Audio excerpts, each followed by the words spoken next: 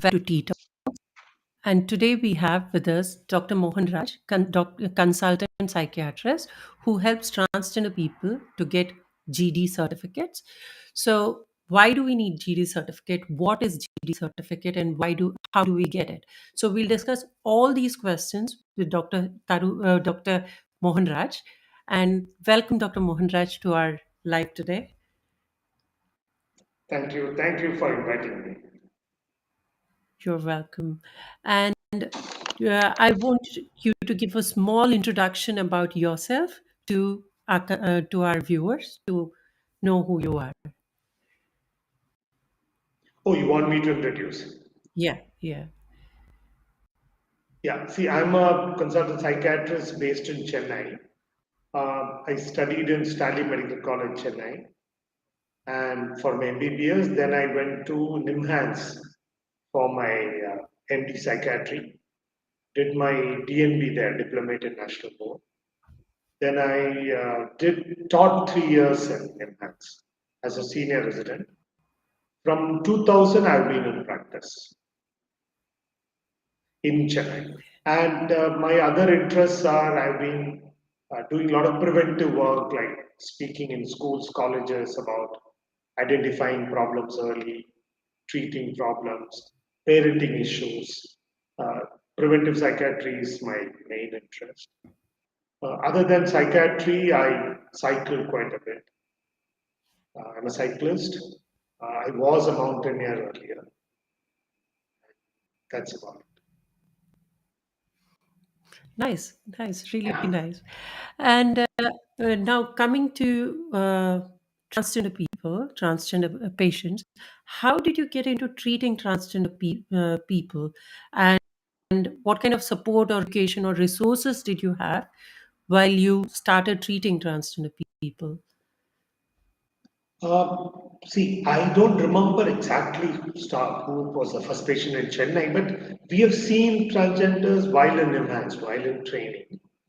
And here I don't remember whom, but one I remember one of the person was in college and had this issue, wanted to had gender dysphoria, and it was a trans woman later. So it was still a male while he was in the college, and he had confided in one of the professors, and the professor took the trouble of bringing him and facilitating. The professor also talked to his parents.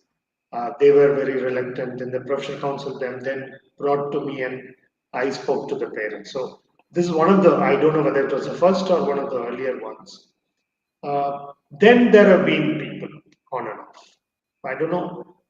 We have seen people with transgender issue, gender dysphoria, right from my PG days, postgraduate days. Okay. And what kind of resources, when this patient ends up in your clinic, did you have any resources to help you to guide the patient or what? Because I can imagine it is quite scary for the Resource, medical community. no resource in terms of see psychiatry. We had in NIMHANS, we had good exposure to all issues, sexual orientation issues, sexual identity issues.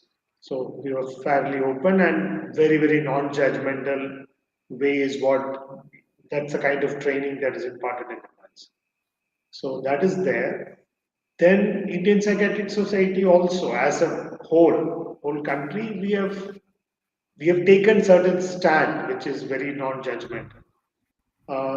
We don't see this as an illness. We don't see sexual orientation as an illness, sexual identity as an illness, rather as a difficulty, rather as a condition which has to be helped if they want. Like orientation, we don't treat unless they have a lot of distress about it. But sexual identity, if it is genuinely a sexual identity, gender dysphoria, then if they want to change, we help and facilitate because the law also requires two psychiatrists to give a certificate. See, why the Yeah. certificate is this is to say it is gender dysphoria and nothing else. Because many times, see, because they will go through hormone therapy and surgery, which are irreversible, both. So since before going to reversible therapy, they need, like, not only for transgender, even for some plastic surgery for something as like changing their nose size or ear. Sometimes plastic surgeon will want an opinion because there are two conditions, three, four conditions which can mimic. So we need to rule all of them out. So one of them is called body dysmorphophobia. That is, the name might sound a little odd, but where they feel something is wrong with their body in terms of size of their face, nose size, ear size, and they will keep going behind plastic surgeon to have repeated surgery. And sometimes they're not happy, they will say, no, no, give my old nose back. So to avoid these, they will ask for a psychiatric consultation. That's for routine plastic surgery. Here again, it is the irreversible nature of the surgery and the hormonal treatment. It's a safeguard that they want to make sure that it's not, the body dysmorphophobia is a psychotic condition where a person has a false fixed belief that something is different about the way he looks or she looks. So that is something which we need to rule out. Then there is a condition called obsessive compulsive disorder where a person can have recurrent thought about something. It can be, the theme can be anything. Theme can be a line from a song, it can be an image, or sometimes can be a doubt, am I really a man? Am I really a woman? So that's another thing we need to rule out. So basically, our certificate would say they don't have anything else, they have only gender dysphoria.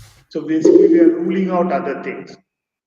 And the certificate, we also say that they are fully aware of the procedure and the irreversible nature. And they are in their clear mind when they have sought this. That's something which most surgeons or physicians, before starting, they will want to know whether the person is fully aware of whatever is going on and they know the consequences of the treatment also. Okay. So So as far as I psychiatrist is understand a it, more, yeah, psychiatrist is more like a screening. okay. So as far as I understand, it's more of ruling out other conditions than diagnosing someone's gender dysphoria. Yes, Correct. Okay. both Okay. diagnosing gender dysphoria, in the process ruling out other kind. It's not psychotic disorder, it's not OCD. Okay. And now, how long does it take to get a gender dysphoria certificate or a diagnosis of gender dysphoria? And how often are these sessions? See, initial session I normally see for half an hour, 45 minutes or so. That itself is good enough. With the, if the history is very clear, and if it's clearly gender dysphoria, that's enough. But if I'm in a doubt, I might see them one more time, if at Okay, all. so Clinical one or two times. examination is good enough. I don't do a psychometry. See, sometimes psychologists can assess you on various parameters. I don't do that. Okay, so it's just one session or max two sessions of Yeah. consultations. Yes. Okay, and how much does this cost a patient if, yeah, the It's like my consultations? other consultations, like my routine psychiatric consultation. First consultation I charge 2,000 for about half an hour. If it's more, accordingly. And reviews, if at all, there are, I charge about 1,200. It's according to time. If it's half an hour, 2,000. Otherwise, 1,200. So it's like any other consultation which I do. In case you they book an appointment with No, no, your sound suddenly became metallic. Can you repeat that? you. Okay, if you, how do you reach you or book an appointment? Yeah, they can reach my clinic number. Should I tell my number? Yeah, it's Uh, 95. no, I can give my number to you and you can Yeah, send it to whoever wants. Yeah, that's my number. Yeah, that's yeah, the yeah, clinic number. Others can see the yeah, screen, is it? Okay. They can fix an yeah. appointment Others can and see this thing. then they will tell how to go about. Okay, all right. So, and do you also do online consultation, or does someone have to come to your clinic, sir? See, online for transgender certificate, I was doing only during COVID pandemic break that time. Ideally, it's better I see a person in person and give. During that break for Okay, about 1 year, 1.5 years, I was giving online also. okay, But to make all sure right. everything is proper, if they don't get into problem later, it's better I see them Mm-hmm. in person. And that I think applies for Okay, most psychiatrists. okay. And what do you usually do during these sessions? Is it what kind of questions to expect, and is it more Yeah. diagnostic or more preparing the patient to make a educated decision? More more diagnostic. First is to I normally let them tell about their history, like how they felt. When did they first come to know about this? When did they first feel something was different in them? So it will be like any other problem that they narrate their history. And then wherever I have doubts, I clarify. Basically Okay, towards a diagnostic interview with also diagnostic interview includes ruling out other diagnoses. okay, Later, there are sometimes people ask me to help them to convince their parents if parents are not convinced. At that time, I would probably have a second session where the parents come in and I explain to them what this condition is all about. okay. And is it easy to explain to someone's parents that Very the difficult. child could? Very Yeah. difficult, but we try. Some parents are already primed by the person themselves. They would have explained, they would have shown them a lot of literature. And as I told in a previous example, the professor of that person also had talked to the parents. So they were primed and so like basically letting them accept and explaining to them the consequences of not going ahead and going ahead. So many parents still have a hang up, they would never accept. Or And sometimes they refuse to come and see also, even if the person is wanting, they might not come. okay. And is there a requirement for the parents to come to see you? Because we have heard from some people that sometimes psychiatrists, even if the patient is 40-year-old, sometimes the psychiatrists insist that their parents have to come to talk to the psychiatrist. Or is there a requirement as such like that? No, to give the certificate, no, no requirement because, as I understand, if a person is adult, legally adult, uh, there isn't. In India, sometimes if they are closely knit families, they are still under, like they are 20, 25, they are still being looked after by the parents.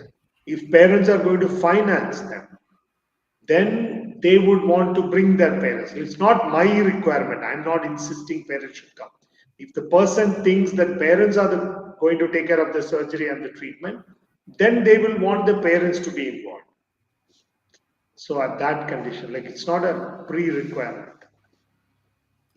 If Okay. somebody has genuine gender dysphoria, then I tell them, explain to your parents about the condition, educate them. But it's not like 40 asking for parents, or even I would say in 30 asking for parents to come and consult. I don't think it's a good idea. Yeah, we think the same. Yeah. Uh, and what about people below 18? Do you ever get patients who are below 18?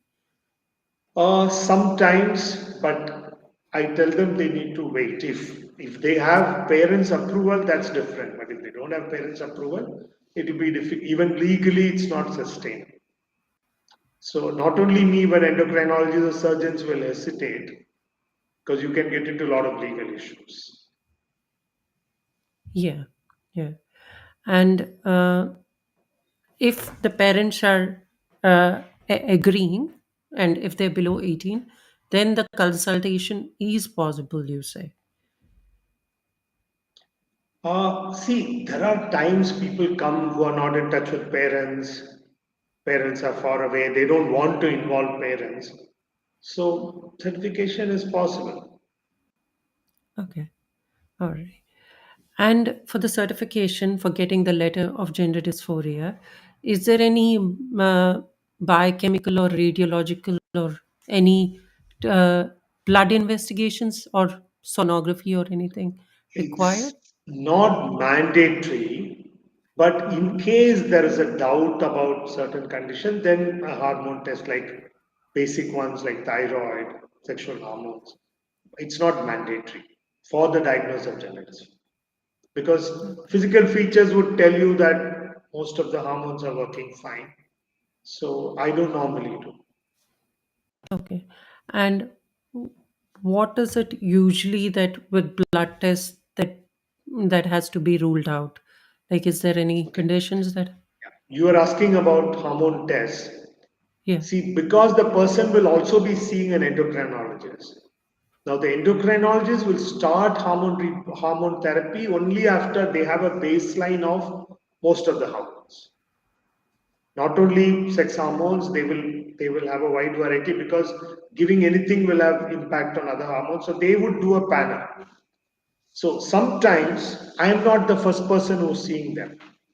They might have approached an endocrinologist, and the endocrinologist would have done the basic workup, and they would say you need to get two psychiatrists to opine, and they would send. So by then, the person knows a lot about the concerned person would have learned a lot about the biochemical and the hormone factors because the endocrinologist would have educated them. Sometimes, rarely, they meet a surgeon first, and the surgeon will put them across to an endocrinologist and a psychiatrist. Okay. So if they're coming to me first, then I explain to them about what the endocrine treatment would involve and what the surgery would involve, and it cannot be reversed. Okay. All right. Because previously we've heard from some patients that the psychiatrist they went to wanted to rule out any intersex conditions, and then Yeah, they had to do some more blood investigations, or so that's not mandatory for a not psychiatrist. It's mandatory. If more you're endocrine. very clear, if it's very clear, the biological sex is very clear, you don't have to. Okay. All right. Like I ask them and I trust. So I don't do a physical examination of genitalia to rule out intersex and all because they would give you a clear history of and also secondary sexual characteristics would be there. Okay. And now I have a question that I get from a lot of parents, like a lot of parents want a cure for their transgender children. So the question is it possible to cure gender dysphoria to live a happy and content life without a gender transition? So this is a controversial question, but we get it from parents. So what do you have to say for someone like that? Uh, yeah, see if uh, leave alone the certificate aspect, if somebody comes and says, I want child has gender dysphoria and had to be cured, I would rather spend time with the parents, educating them about what is gender dysphoria, give them literature to read about gender dysphoria because you cannot cure. First of all, it's not an illness to be cured. It's a condition, and we still don't know what. There are lots of literature on studies looking at whether it could be a genetic problem, it could be biochemical problem, and everything has come out as zero. We don't still like it's not an illness to be cured. So it's a condition. You can't cure. Only thing is if somebody is not going to go through the changes, then you can probably tell them how to cope with the condition.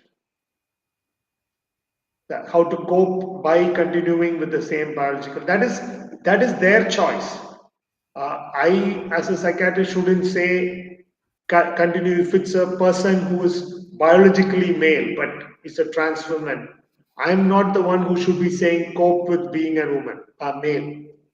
It's their choice. If they are taking that choice, then you could tell them how to cope with it. But we don't come in and we don't say we can cure because you cannot. It's like I'll draw parallel here. Sometime back, sometime meaning 20, 30 years back, homosexuality was supposed to be treatable, like you can cure or you can do, and it was considered like people considered it like a delusion, trying to give antipsychotics.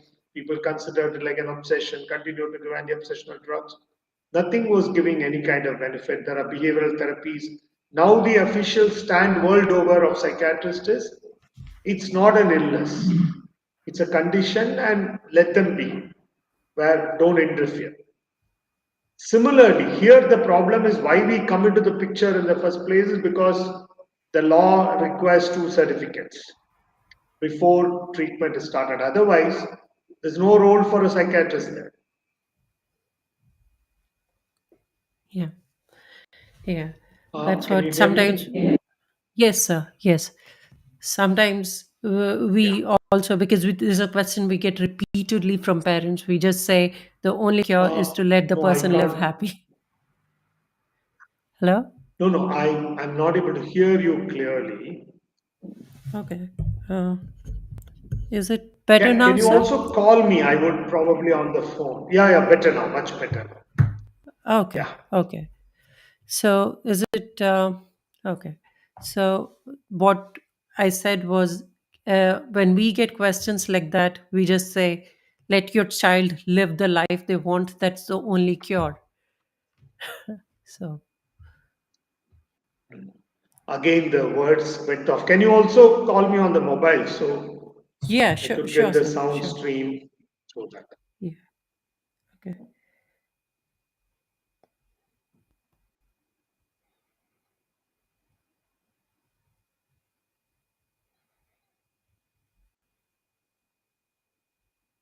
Just give me a minute, sir. Calling. On the WhatsApp, is it? On direct phone, I'm calling you.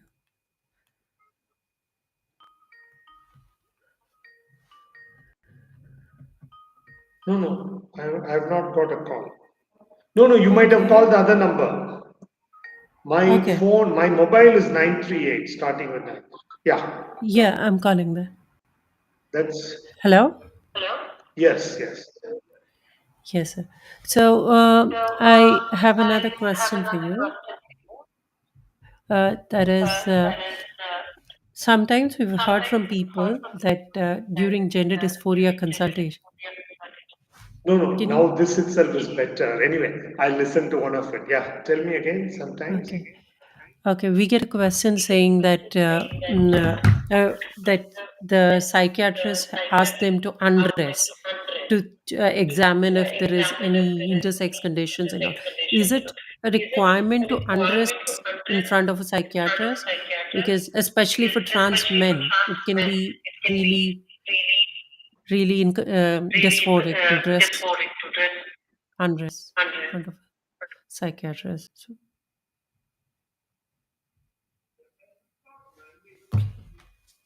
Characteristics are very clear, then you don't have to. So I normally don't, unless there is a specific problem, like they have a genital problem. Otherwise, not really needed. See, an endocrinologist might, because their assessment requires them to also physically examine the genitalia. So endocrinologists might want to do the whole examination. okay, all right. And during Yeah. for a sex change surgery or any genital surgery, we need a second GD certificate, right? From an independent Yes. psychiatrist. So Yes. how does that go? How long? How many sessions do you require for that? And No, second is from a second psychiatrist. yeah, yeah. So that will also take only one or two sessions, one session and at the most two. Okay, all right. See, if the So, history is very clear and unambiguous, one session is more than enough. okay, all right. Yeah. And lot of us Yeah, go are ahead. scared of the society and try to live our life all our life in a closet, which is very stressful. Could you explain some long term and short term health effects of living in such constant stress? Yeah. See, one is you're not happy living the life which you think is not the correct. Like uh, you are a trans person and you are aware of it, and to live, act like a cis person is going to be difficult. So one is there can be secondary, like dysphoria means sadness, mild sadness. So it can even develop into severe depression. And worse is if some people give in to family pressure and get married. That's going to be much worse. So we see people like that also where it happens with sexual orientation issues also, sexual identity where they can't say no to parents because parents are providing and they get married, it becomes a mess. So living without revealing, living in the closet can be constantly giving you a background problem unless you channelize it to completely into your profession, something else, it's going to be a nagging problem. And does this stress lead to any other physical health problems like diabetes or hypertension? Uh, did you ask me, are they more prone? No, I was saying because living in a constant state of stress, does this also lead to any Oh, physical health? no, not, no, no. Normally, stress can cause, but not stress due to living inside the closet. No, Okay, that doesn't, there's no study which says that living in the closet increases your risk of diabetes. It doesn't say that. okay, all right, It's only the psychological consequences. okay. Yeah. And No, I can hear this very well. So maybe phone can be off. Come back when uh, I can't hear this properly. okay, all right. Yeah. Thank you, sir. Yeah. And a lot of psychiatrists ask for something called as Rorschach test. Do you ask for something Okay. like that for gender dysphoria, and why is it related to gender dysphoria? I I don't ask for. See, Rorschach is a ink blot test. Like it will be like a random abstract picture, and the psychologist will ask you to tell you what do you see there and all that. I said the whole test has some utility in some problems, but most often no. I rather believe in a clinical interview where you talk to a person and find out rather than trying to unravel something which they didn't even know and they saw it and it came up. So even leave alone for transgender kind of problem, even for other issues, I don't use social because sometimes when you not cannot make a diagnosis, not leave alone this. I'm talking about general psychiatric patients. If you can't make a diagnosis clearly, it's too complicated. And you do a Rorschach, even that results will be complicated because what the patient tells you will is what will come up. So you don't need that to make a diagnosis of GD. That in my opinion. So I don't use that. And even in any kind of guidelines, it doesn't say you need to do a Rorschach to come to a conclusion. Okay. And is there something called as gender identity assessment scale, and how is it? Yeah. No, I lost your voice quality. Can you pick up the mic maybe Oh, nearby yeah, sure, and sure, that might sure. help? So, what is there something called as gender identity assessment scales? Because we've heard it from some psychiatrists, and is it something relevant, and how is it used in GD evaluation? Do you know?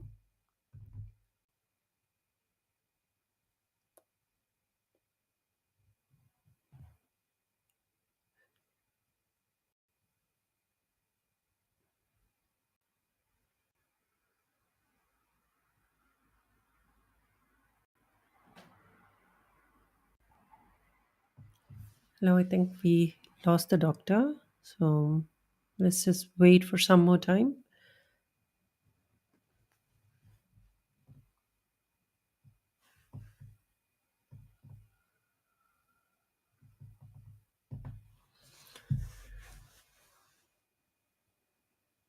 Hello? Hello, yes. Yeah. I it was frozen for some time. Yeah, Yeah, go yeah. ahead. Now we can hear you, doctor. So my question is, we've had heard from some psychiatrists about something called as a gender identity assessment scale. Do you know anything about what is it, and can you explain us why is it relevant in GD evaluation? Um, One second. I maybe it's a connection issue. I connect through another. Can you hear me? Yes, sir. Hello. Yes, sir. Yes, we can hear you.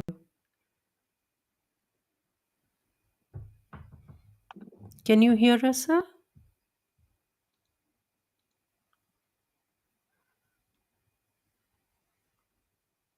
Hello. Hello? Can you hear us, sir? Hello? Hello?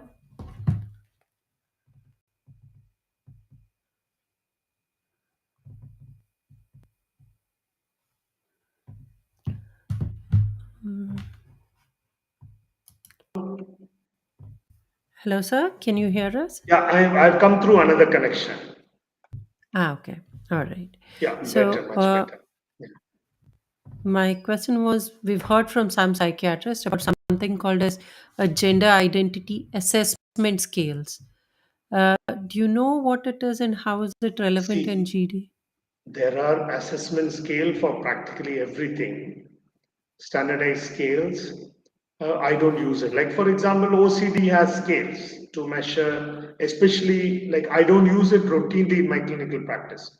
But if you're doing research with drug therapy or psychotherapy, to monitor change, you need to use those scales to have valid results.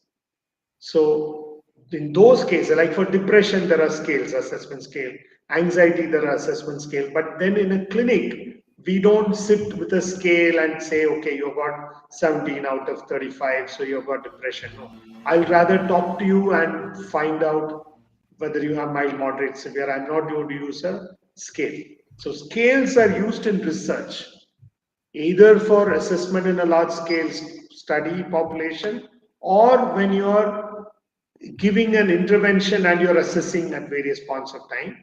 Scales come handy when you have non-professionals using it. Like for example, if there's a large group of people who are being screened for depression and a non-psychiatrist might be using them, so they need a little bit of training to how to use the scale. So in routine practice, I don't use scales because most of the questions in the scale would have naturally come into your interview questions itself. So I don't use scales. But if Okay. you All right. search, you might get. I'm not aware of gender identity disorder scale, but there are.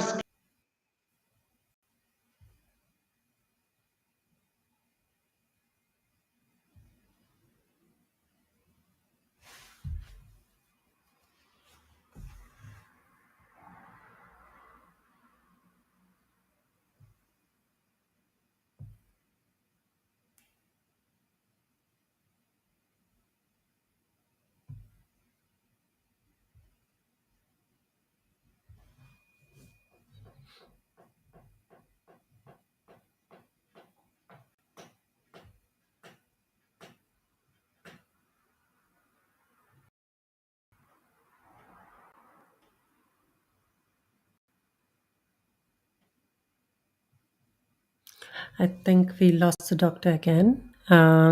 Let's see uh, if it connects back. And yeah, let's wait for a while.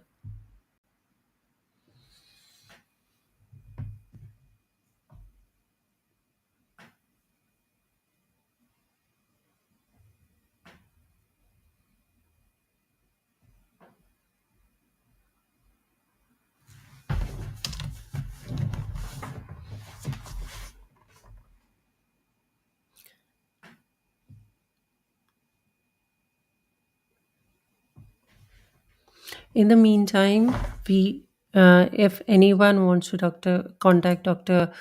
Mohan Raj, here is his number, and he's a very good psychiatrist, and uh, yeah, he'll help you to get the GD certificate and go ahead with your gender transition.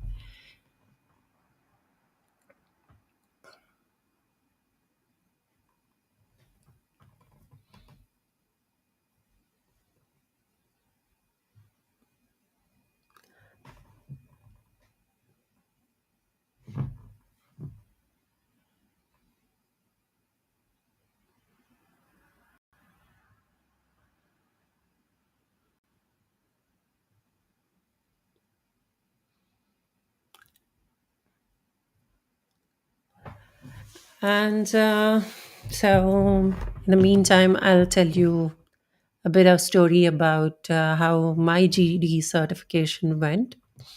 So when I came out, and yeah, I finally had wanted to transition. Um, I I saw a psychiatrist in the place where I lived, and there were many psychiatrists who denied even outrightly seeing me, and they wanted to correct me and all that, because this was way earlier in 2006. And finally a psychiatrist saw me, and he was nice. Oh yeah, doctor is back. Hi, hi. Sorry, Hello, not a my problem, doctor. yeah, Not a yeah. problem. Go ahead. So in the meantime, I'll ask you the last two questions that we have. One is, now for a lot of us transgender people, we know we feel this way, but the question is, but why? Why do I feel this way?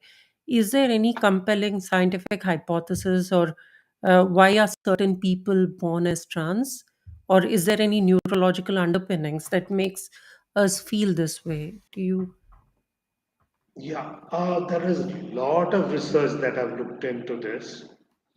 They haven't found any neurological structural changes, biochemical changes in the brain. They haven't found any hormonal changes. So there were a lot of theories. They've looked into all that. They couldn't find out. So then they have these psychological theories, which again is very difficult to prove, but structurally, neurologically, neurochemical underpinning, something is there. And there are a lot of theories about growth, being brought up, how they are exposed, what kind of toys they're in. But all these are theories which can't be like said this way or that way. Sometimes, like it's that if you grow up with an elder sister and sister's friends, and the boy is exposed to only girls' toys, there's one theory, but I can't really take it as it is. It is there. So for me, it's just a theory. It's not true. So, but Okay. biochemically, physiologically, no, they have not found anything. Genetic studies also haven't shown anything Okay. at this point of time. Yeah. Yeah. Okay, that's good to know. And how do you stay informed and up to date with current research and best practices in the field of transgender health? How does you stay up to date? See, one is reading articles, then I'm part of psychiatric groups where people post if there is a research article, something which is groundbreaking, and obviously it will be posted. Like NIMHANS alumni group is there, other psychiatric groups are there. So anything groundbreaking, not in transgender, anything in mental health, anything new happening, somebody will post an article, a link. Apart from we going to journals looking for articles, this also happens regularly. So that is one. Then we have conferences. CME is continuous medical education where people will be presenting data, new data. So that is another one. Okay. And I have one last question. That is, uh, in presence of some other mental health comorbidities, how does the evaluation of gender dysphoria go ahead?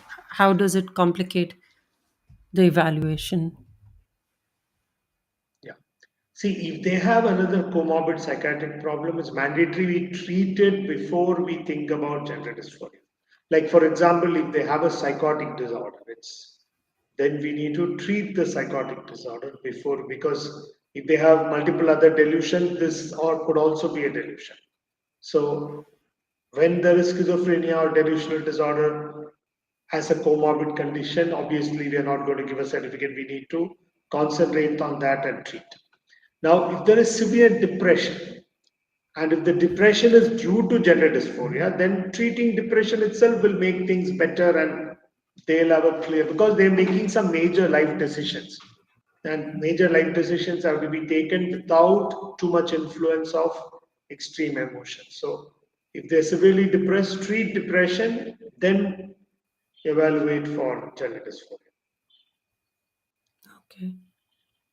And does this OCD also also same. increase? If they have OCD, concentrate on the OCD, treat OCD, then evaluate. Okay. And does that increase the timeline that takes for the gender dysphoria evaluation then? No, your sound is going off again for me. Okay. Does that also affect the timeline for the diagnosis or evaluation of gender dysphoria? Uh, you're asking, is there a timeline?